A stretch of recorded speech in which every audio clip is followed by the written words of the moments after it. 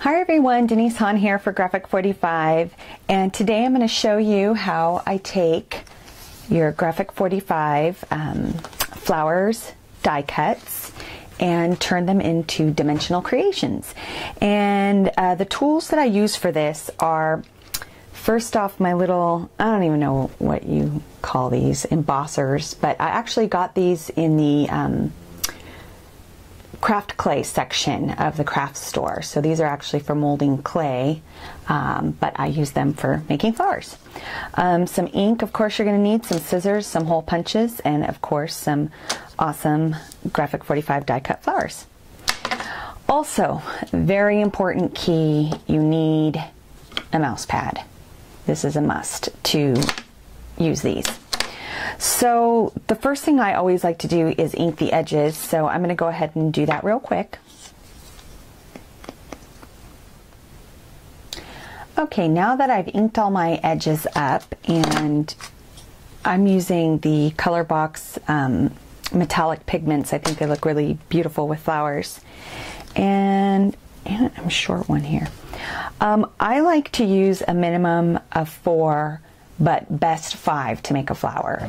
This is probably the best case scenario.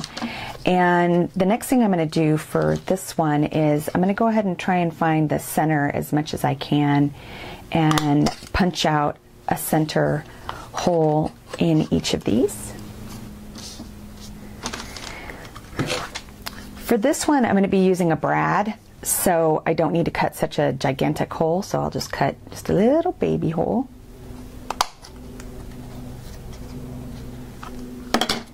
And it might be a good idea to line my holes up. Just trying to think ahead here. Okay, so now we're going to get to sort of the embossing part. I'm going to put these ones aside. And I want my leaves to curve out, so what I'm going to do is start on the underneath. And I'm going to start with my biggest ball first and just basically roll it in a circle on each petal. This is the time-consuming part of flower making. So I'm going to go ahead and hit the rest of these in this exact same way, and I'll be right back. Okay, so now I have my opposite sides all curved like I want them. And now here comes the fun part.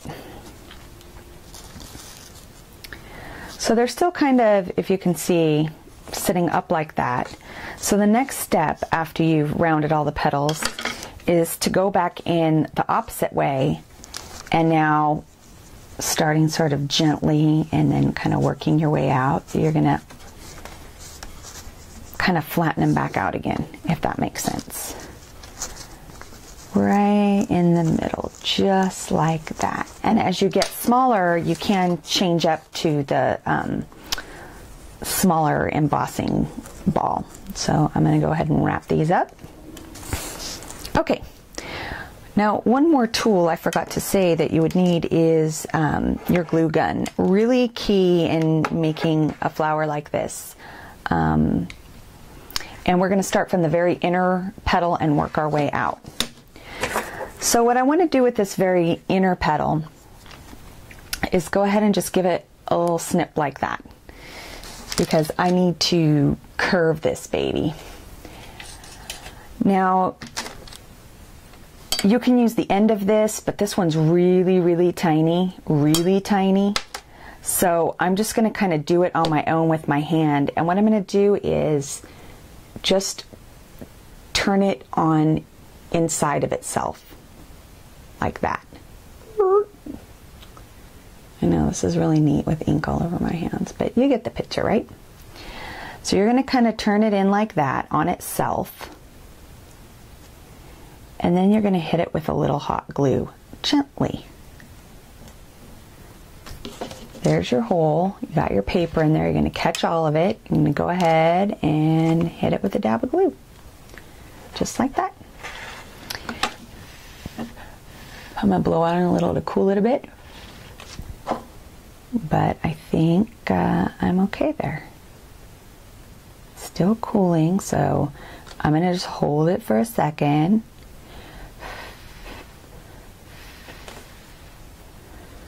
Let's see if I can bring that up a little closer so you can see. Okay, as soon as I can let go of it, I'm going to go ahead and just put it aside because now it's kind of cool enough. And let's see, my next outside color was this blue, and I'm going to sort of do the same thing.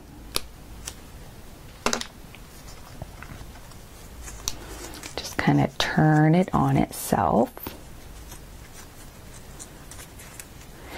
And don't get too freaked out because it's not going to be perfect. They're all going to be, every little petal is going to be a little different.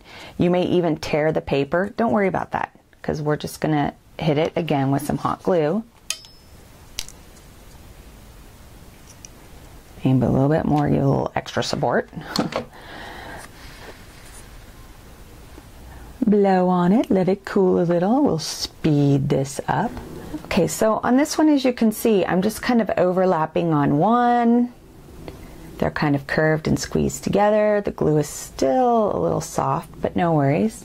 Now we're going to put that one aside, upside down while it cools.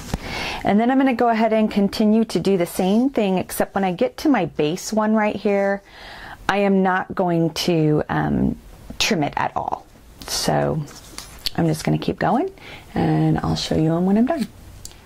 Okay, so now I have all my components done. I'm going to go ahead and start to assemble my flower.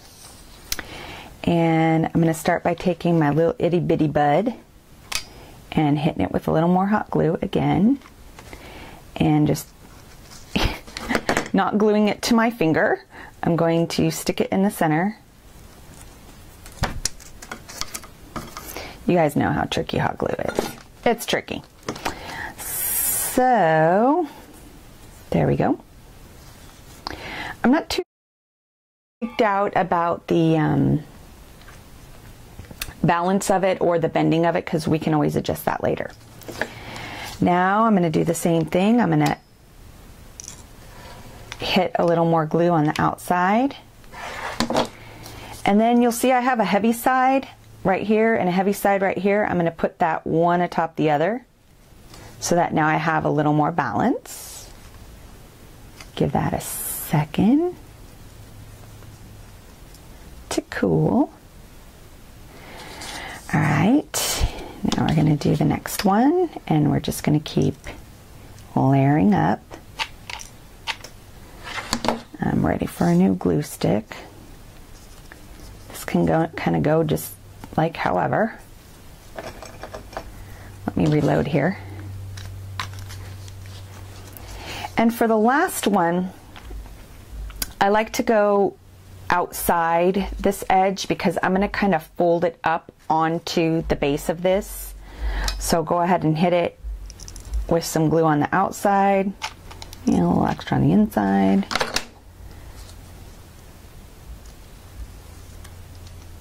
And then I just kind of bring it up with my hands, like that.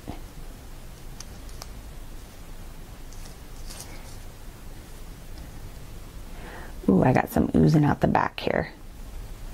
So they have these great little products called hot glue helpers. I haven't gotten any yet. I probably should, but I have this pretty amazingly high pain tolerance for hot glue. All right, so now we have our flower, and what we can do with that is play with it a little, bend in some of the leaves. I'm going to wait until this gets a little bit cooler, and I'll play with it a little bit more and be adding it to my tag project. Okay, so now we're going to do the daisy-like flower, and again, flip it over to the opposite side, and this one's really quick and easy to do, a lot easier than roses. They just curl real easy. So I'm going to go ahead and whip these out real quick and show you how I put this one together. Okay, so now I've curled all of my daisies, and I just want to show you how there's a lot of different ways you can assemble this one. You can do flowers curved up,